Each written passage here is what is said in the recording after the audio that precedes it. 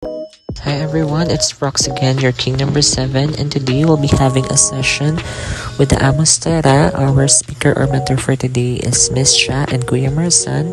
So, napakalaga ng topic na to because they discusses the importance of breaking the stigma about the HIV, how to prevent, and yung mga gateways dito. And yan, syempre tinuruan din nila kami kung paano magsuot ng proper ng condom. And as well as nagdemo sila. It's a peer-to-peer teaching. Kasama ko dyan si Tommy.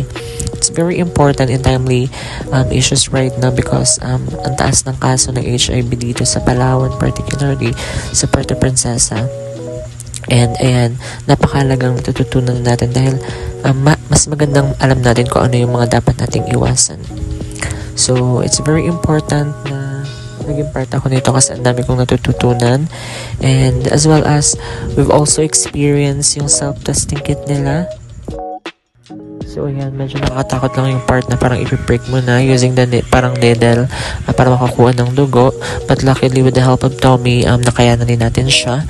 So ang lesson dito para sa akin sa session na ito is yung self-control.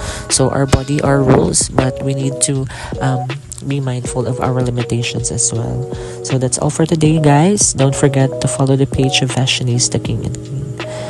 Bye!